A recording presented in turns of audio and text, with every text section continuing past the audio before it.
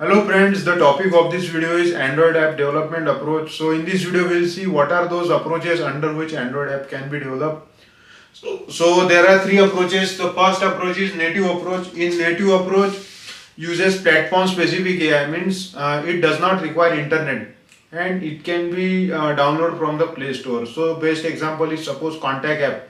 It does not require internet and using without internet also it will work.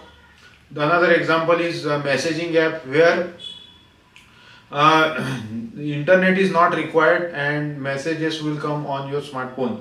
So native approach is restricted to only native platform, means it does not require any external interface, that is it does not require let us say Bluetooth or Wi-Fi or internet. So that's why it is called as native approach. So second approach is web-based approach. Now let us see what is web-based approach.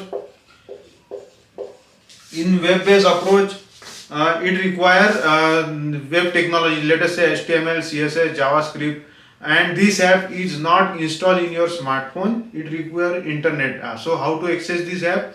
This app are accessed using browser.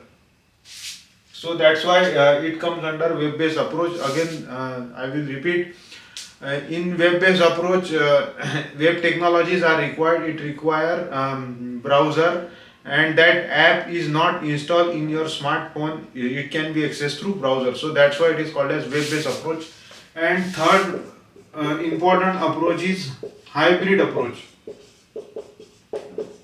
So what is hybrid approach? Hybrid approach is a combination of native approach and web-based approach, means it uses web technologies and app is installed in your smartphone. The best example is, let us say, WhatsApp.